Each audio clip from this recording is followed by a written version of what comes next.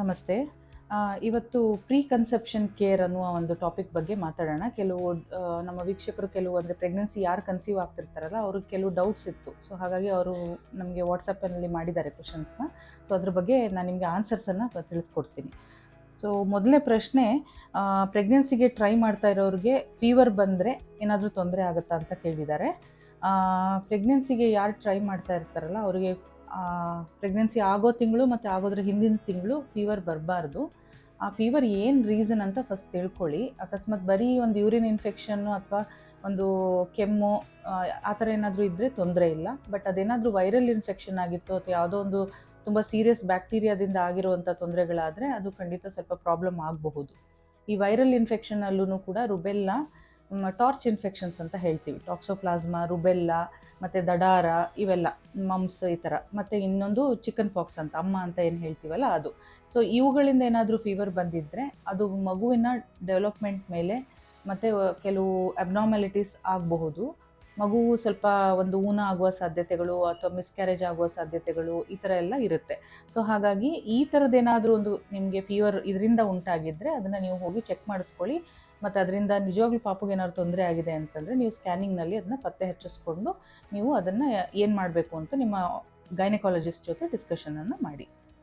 ಎರಡನೇ ಪ್ರಶ್ನೆ, non veg ತೊಗೊಳ್ಬೋದಾ, ಪ್ರೆಗ್ನೆನ್ಸಿಗೆ try ಮಾಡ್ತಾ ಇರೋರು ನಾನ್ ವೆಜ್ ತೊಗೊಳ್ಬೋದಾ ಅಂತ ಕೇಳಿದ್ದೀರಾ.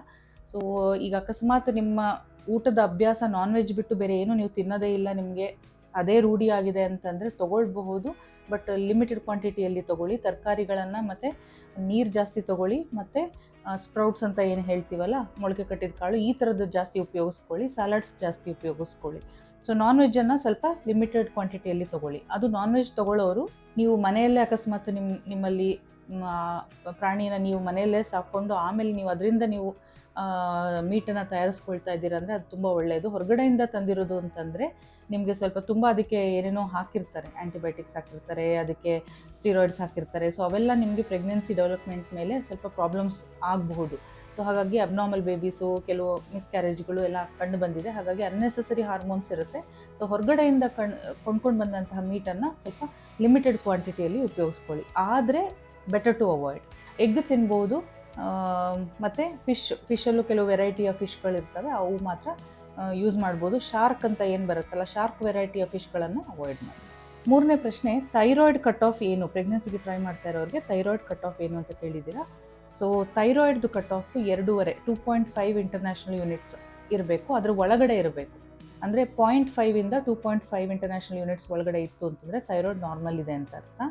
ಯಾರು ಪ್ರೆಗ್ನೆನ್ಸಿಗೆ ಟ್ರೈ ಮಾಡ್ತಾ ಇರ್ತೀರಾ 2.5ಗಿಂತ ಜಾಸ್ತಿ ಹೋಗಿದೆ ಅಂತಂದಾಗ ಒಂದು ಸ್ಮಾಲ್ ಡೋಸ್ ಥೈರಾಯ್ಡ್ ಹಾರ್ಮೋನ್ದು ಒಂದು ಟ್ಯಾಬ್ಲೆಟ್ ಬರುತ್ತೆ, ಅದನ್ನು ಸ್ಟಾರ್ಟ್ ಮಾಡಿದ್ರೆ ನಿಮಗೆ ಥೈರಾಯ್ಡ್ ಹತೋಟಿಗೆ ಬಂದುಬಿಡುತ್ತೆ. ಇದು ಪ್ರೆಗ್ನೆನ್ಸಿ ಮುಗಿದ ನಂತರ ನೀವು ಈ ಥೈರಾಯ್ಡ್ ಮೆಡಿಕೇಷನನ್ನು ಸ್ಟಾಪ್ ಮಾಡ್ಕೋಬೋದು.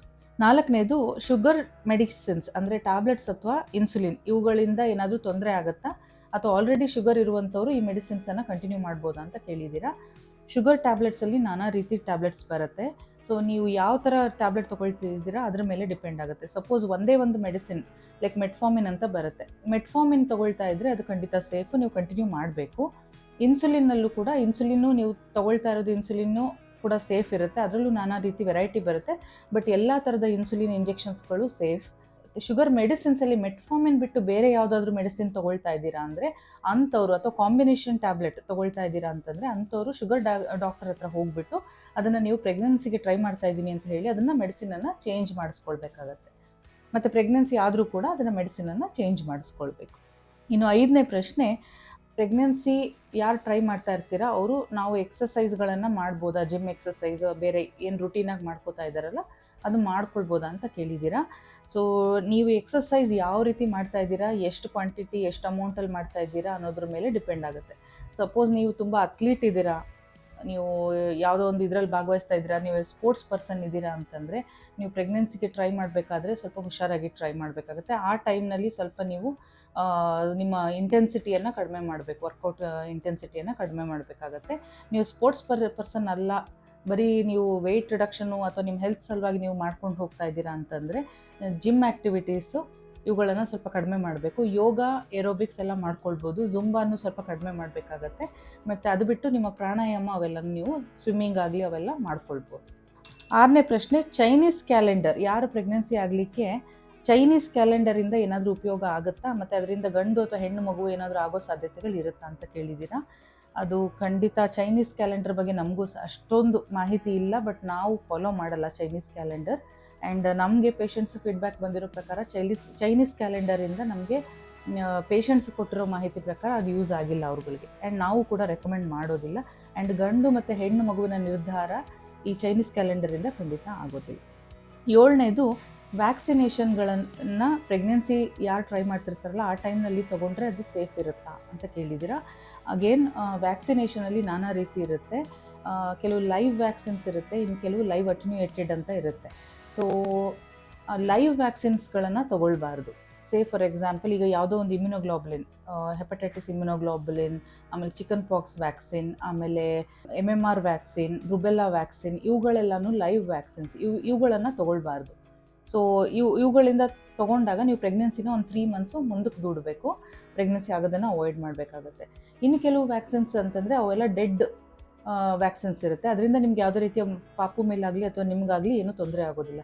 ಫಾರ್ ಎಕ್ಸಾಂಪಲ್ TT ಇಂಜೆಕ್ಷನ್ ಅಂದರೆ ಟೆಟನಸ್ ವ್ಯಾಕ್ಸಿನ್ ಇರ್ಬೋದು, ಅಥವಾ ಹೆಪಟೈಟಿಸ್ ವ್ಯಾಕ್ಸಿನ್ ಇರ್ಬೋದು, ಅಥವಾ ಟೈಫಾಯ್ಡ್ ವ್ಯಾಕ್ಸಿನ್ಗಳಿರ್ಬೋದು, ಇವೆಲ್ಲನೂ ಸೇಫ್ ನಿಮಗೆ. ಈ ಥರ ಇದನ್ನೇನಾದ್ರು ತೊಗೊಂಡಾಗ ಪ್ರೆಗ್ನೆನ್ಸಿ ಸಡನ್ನಾಗಿ ಆಯಿತು ಅಂತಂದ್ರೂ ಕೂಡ ಏನೂ ತೊಂದರೆಗಳು ಆಗೋದಿಲ್ಲ. ಸೊ ಇವು ನಿಮ್ಮದು ನಮಗೆ ಸದ್ಯಕ್ಕೆ ಬಂದಂತಹ ಕ್ವೆಶನ್ಸ್.